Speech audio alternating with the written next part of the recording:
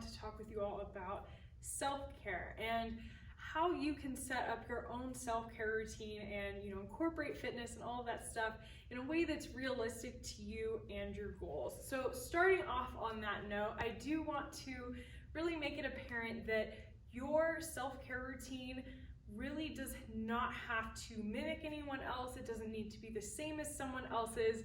For example, if you are not a morning person, I would not suggest trying to do a 5 a.m. morning routine that you see on YouTube or Instagram that has a whole bunch of stuff in it. If you have kids, if you're going to school, if you have multiple jobs, there's so many different things that could be individual to you and your life, and you need to build something that makes you feel good surrounding and based on what you are currently going through, and that can change throughout your life as well, and I want you to know that that's perfectly okay. So first things first, you really want to start off with where you're at, what you feel you're missing, whether that's maybe adding in some movement. If you just need to start there, that's perfectly fine. You don't have to do anything crazy. Just finding ways to add to your routine, add to your life can be so important and so helpful to help either get you started or get you on that path to success, or even just feeling good in your own body, right? So,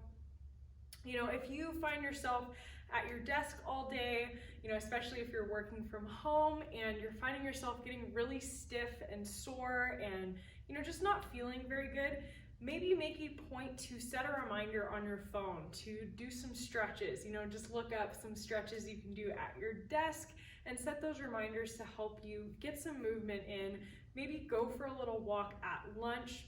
And this all depends on your situation, obviously, but just finding those ways to add things into your routine is a perfectly fine and important part of self-care. And it doesn't have to be some crazy, perfect, Instagram-worthy routine. It just has to be something that adds value to your life, helps you recover and unwind from, the hard things we go through in life, whether that's sitting at a desk all day, that's hard on our body, or going through an intensive workout. We want to make sure that we make the time to take care of ourselves, to help ourselves feel our best so that we can perform our best, not just in the gym, but also in life as well. So doing little simple things add up over time, and so I encourage you to look for those little things you can add in and recognize that trying to add something into your routine that you don't normally do to help yourself feel better, to reach a goal, that is all part of self-care. So while you may think of self-care as, maybe getting your nails done, getting a massage, something along those kind of lines, it doesn't have to just be those things. It can be something as simple as, maybe turning off electronics 15 to 30 minutes before bed to help you get a better night's sleep. It can be adding in vegetables to every meal because maybe you feel that you're lacking a little bit in that department, and so you just want to focus on adding in something green to each meal that you eat. Those things are forms of self-care, and they're really important and really helpful, and they add up over time. Once you build in those habits and routines, that is just as important as per se trying to completely change your diet. For example, maybe you don't have time to meal prep, so trying to find ways to make it easier for you every single week so that you can get to a point where you're comfortable and confident meal prepping. Doing stuff like that is really important and really helpful, and I hope that you can see that and celebrate that, because sometimes we get all wrapped up in our head and we think that, what we see, especially on social media, is something that's really attainable and easy to do for everyone, and we can't understand why we can't, be the person who gets up at 5 a.m. and does, a whole bunch of different things before they start their day, when in reality, your situation is not the same as theirs. And that's fine. You don't have to compare yourself to anybody else's routine.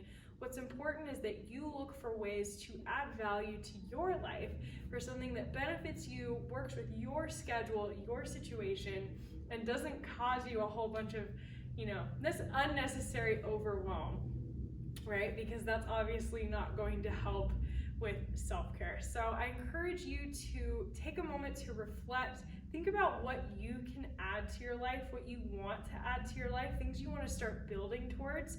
or something that can help make you feel better. Like example, if you have a desk job, sitting at that desk all day, it can make your back hurt, it can make your shoulders stiff.